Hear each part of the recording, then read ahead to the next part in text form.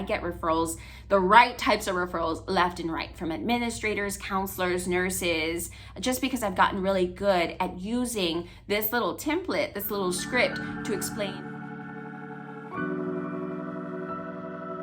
Hey there, welcome back to a brand new video. My name is Lauren and this is Social Work Scrapbook. In this video, I am sharing how to gain and grow respect as the school social worker on your campus. We work with so many school staff, so it's really easy to kind of get lost in the shuffle. Lots of people don't even know what we do. That's gonna stop today. Watch to the very end of this video because I am sharing all of my tips on how to gain respect, how to go from being invisible to being consulted with.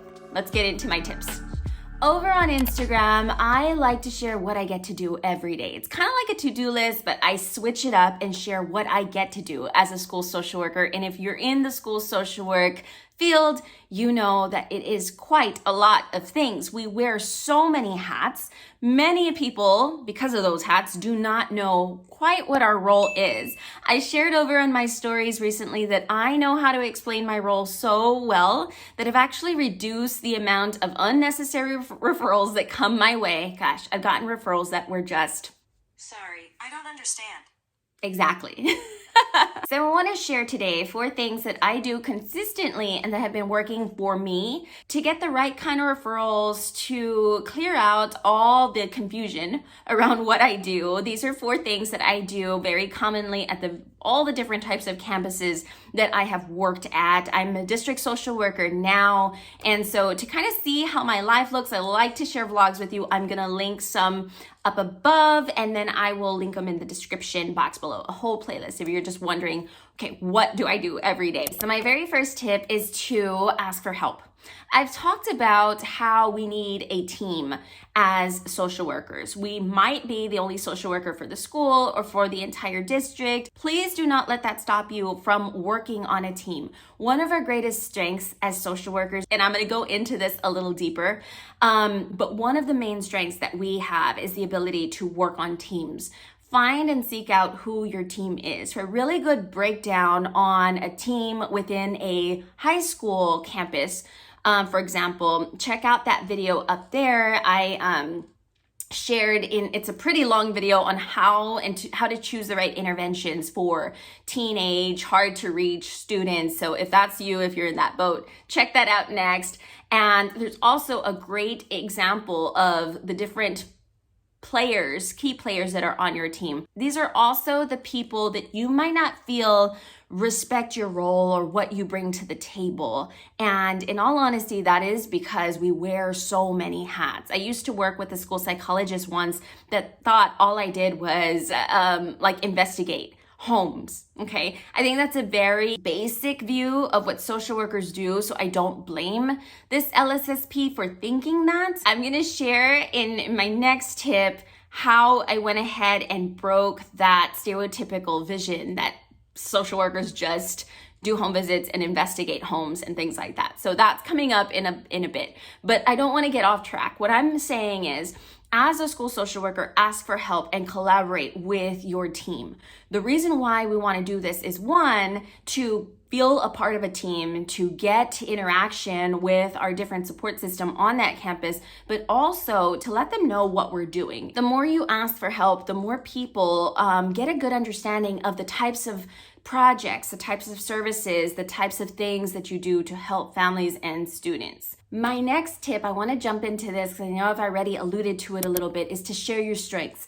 This, of course, makes a lot of sense. Maybe you've been trying to do this, but there's some sneaky ways to do this that will really help you build your own confidence and also the confidence that others have within you and your expertise and professionalism. It's really crucial as you start on a new campus that you share with your colleagues as you are getting to know everyone what you love to do, why you are a social worker. I know this sounds like interview type, tell me about yourself type of information, and you might be like, Lauren, why would I be doing this? The reason why is most likely, and I'll just share mine, most likely why you chose social work is what other people's weaknesses are. So for example, for myself, I love working with adolescents, in particular, hard to reach, closed off, withdrawn, adolescents that do not want help at all. That is the population that I was trained upon. Right out of grad school, pretty much, I worked in a juvenile probation institution. I learned right away that this is my strength. I talk about my work with my past students, with my past clients all the time to kind of give people examples of what I'm able and capable of doing. Of course, confidentiality is always crucial, and I never give names and things like that. There's lots of other people on campus that do not want to work with adolescents, especially those adolescents that make them feel uncomfortable. So by sharing why I love to do what I do, the populations that I love to work with, my experience working with these populations, people remember this, especially if it's something they don't want to do. So they will quickly say, give this to Lauren, right? This is one of her kids. This is a referral for her. And of course, I love those referrals, so I'm able to stay in my strength. I also like to share that I'm really great at communicating with parents, right? So along with my first tip, which was asking for help, if I'm putting parent engagement activities together, different groups, different maybe field trips for parents, things like that I've done in the past, I let others know what I'm doing by saying, hey, can you help me make this flyer? Can you help pass out these flyers? This is something I'm doing for parents. And that's a way for me to let them know I really love working with parents. If you ever have a parent that you need to reach out to, if there's ever a parent that you're a little concerned about and don't really know how to reach out to them or how to open that line of communication with the parent, if you're struggling with that, send them my way. I would really love to help you with that.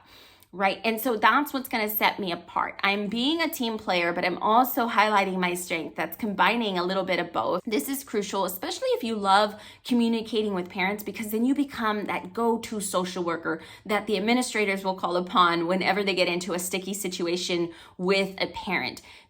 Now, my caveat to this is do not state that you're good at talking with parents and you're comfortable with that if you are not comfortable with that.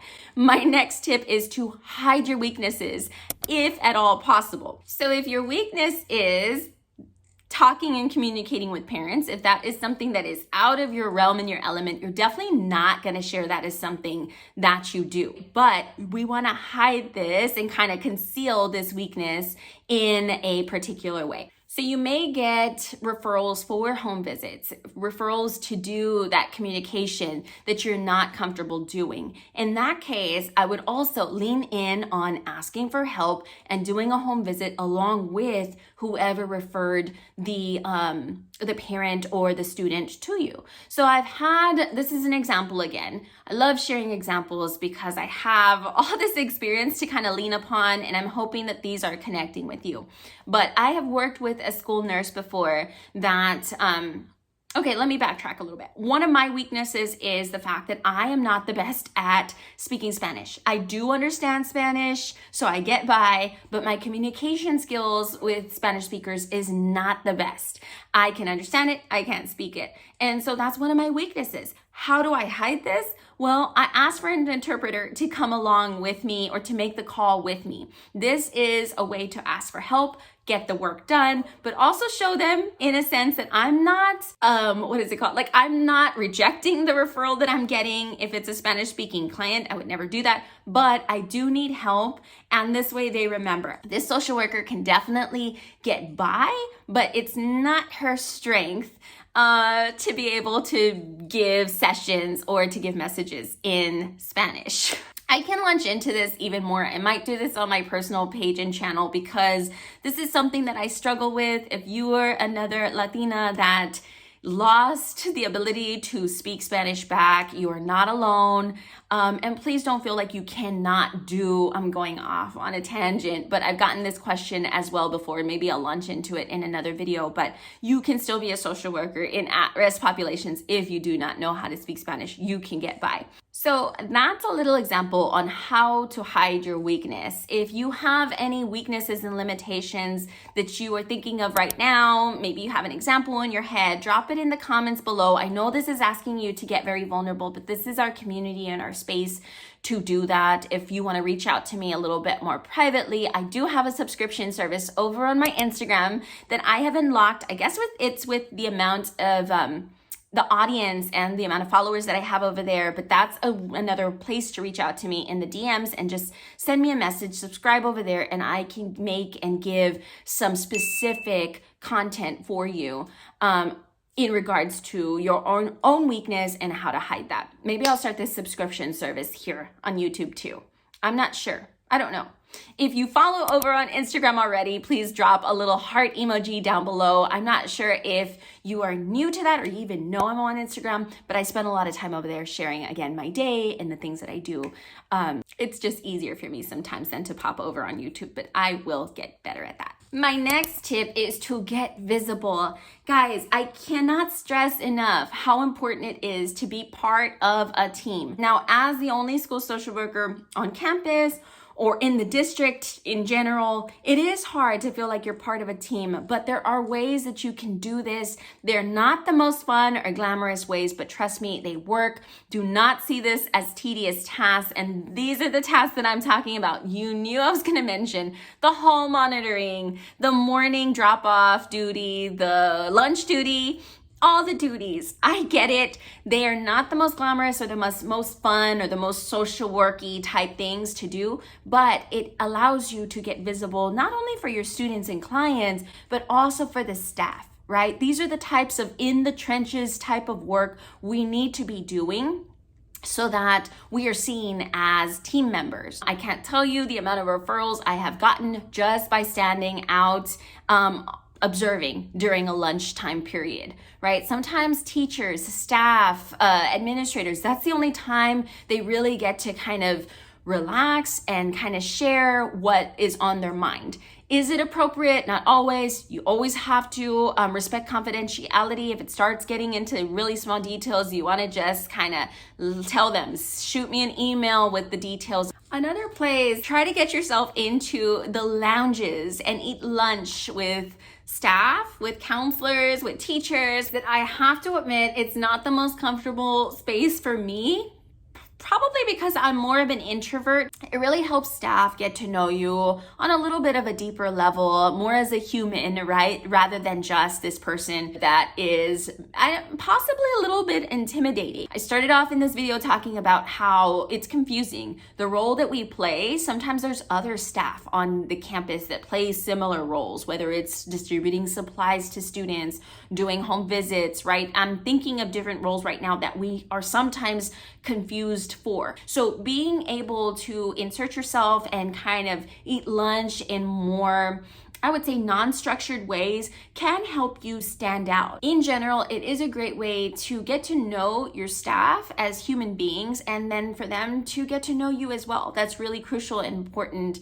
And, the more respect you can build with your team, the more trust they'll have in you. Not only with referrals, but just as a teammate, as a person, as a human in general. So the more you get to meet the different people around you, your support team, the more you're gonna be asked, what do you do, right? It's very easy to get triggered by this because it's like, what don't I do?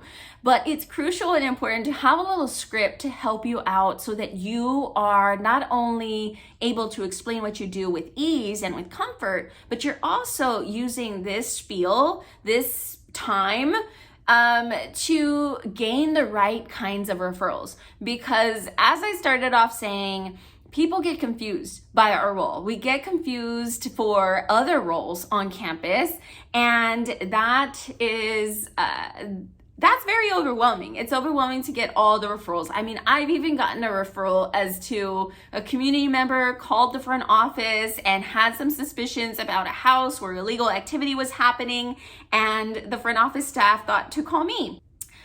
Wow, talk about being the go-to social worker. I was like, shouldn't you call the police? Like, that doesn't seem like something I'm gonna be able to intervene in. I didn't say that, of course. I always am grateful for any referrals that come my way because that just means people are thinking of me and they see me as someone that gets things done. So please Please, that's my reframe, by the way. In social work, you will get really good at reframes. My point in being able to have a script to share what you do is so that you get the correct and the right types of referrals. So for example, my script, I've shared this in different types of trainings that I've done for new social workers to help those build confidence, is this really quick little fill in the blank.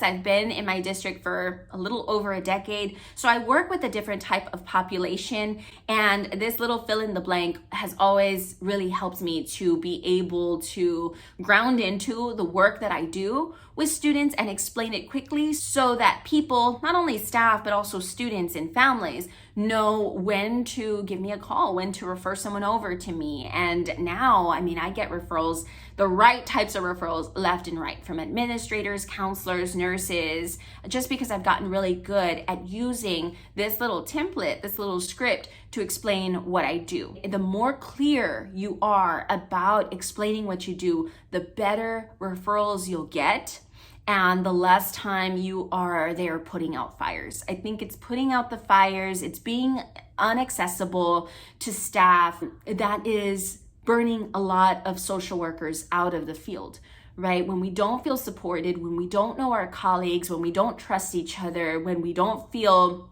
connected to something bigger than us, then we start burning out. That's what I have found. It's really crucial to get into these spaces. We talked about asking for help. We talked about being visible, not only so that people know who you are, but so that you know who others are and you build that connection.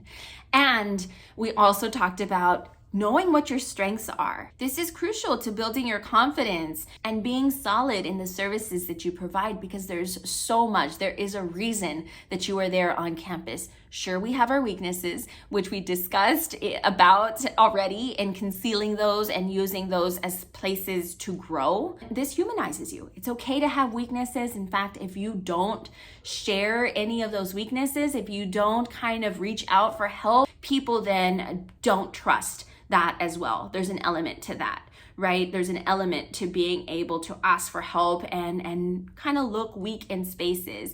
This is something I had to learn the hard way, but I'm a recovering perfectionist. Trying to pretend I know it all was how I started off. And if I stayed in that kind of mindset, I really would have burned out really, really early. So hopefully these tips have helped to ground you, maybe give you a different perspective. Maybe there's some things in this list here that you are gonna try out. Let me know if you do. Let me know how it goes. Before I go, I wanna pop on a video to watch next. If you are enjoying this, if you're a new school social worker just wanting to know 6 things I wish I knew when I started, I'm gonna share them on the screen right now. That's a great video to watch next. Until next time, I am wishing you social work success.